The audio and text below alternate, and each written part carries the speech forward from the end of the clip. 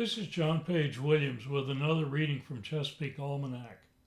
The month is September, and this chapter is called Cues of the Season, Daylight and Water Temperature. It's late summer. Our ospreys are not as obvious as they were even a month ago. The young have learned to fly and fish. The focal points of the early summer and the nests are largely abandoned, and the birds have dispersed. Soon they will leave the Chesapeake for their other summer in Central and South America.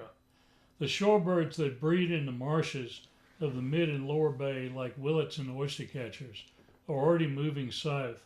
The shorebirds that breed on the Arctic tundra, like sandpipers and plovers, are moving through on the way to the equator and beyond.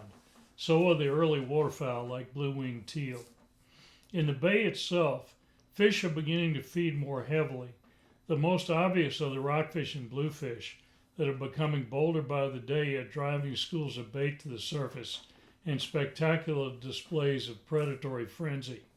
Flounder, spot, gray and speckled trout, and Spanish mackerel are also gorging themselves, though generally in less obvious ways. Somehow these birds and fish have realized that the seasons are changing. They're picking up environmental cues and acting on them. Fall is on the way, though we humans sense it primarily in calendar pages and school reopenings.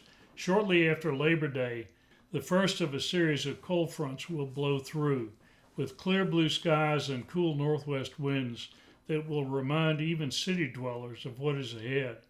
Even so, we will only be catching up to what the birds and fish already know. Late summer weather, then, poses a riddle. What specific cues are these birds and fish responding to? Air temperature is not reliable.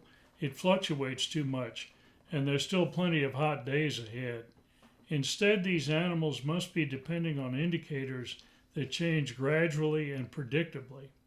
For most of the birds, the cue is photoperiod, the length of daylight. Their internal biological clocks sense the shortening days, even at different latitudes. Thus, our ospreys are noticing the change here and getting ready to head south, while our Canada geese, up near the Arctic Circle on Quebec's Ungava Peninsula, are getting ready to come here. The same goes for egrets, shorebirds, gulls, and terns headed south from Chesapeake, and the other waterfowl and loons headed here from Canada. Biological clock mechanisms have been studied by researchers for years, but they are still only poorly understood. No matter how they work, though, they're for real. Extraordinary adaptations to help these birds make efficient use of widely divergent habitats that in some cases are continents apart. For fish, the cue is the factor that dominates their lives, water temperature. Fish are cold-blooded, so their body temperatures, and thus their metabolic rates, are dependent on the water around them. Water has a high specific heat. That phrase means that it must absorb a great deal of heat to raise its temperature 1 degree, or it must lose a lot to drop a degree. Thus, large bodies of water change temperature only slowly, reflecting seasonal trends rather than day-to-day fluctuations.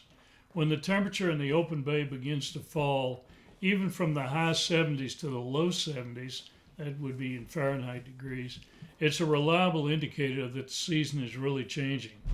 Toward the end of this month, after the autumnal equinox, cold fronts will cool the shallows in the rivers and creeks, chasing upriver predators like white perch and young rockfish, and forage fish like menhaden, silversides, and anchovies out to deeper water in the trenches of the ancestral Susquehanna Channel in the upper bay.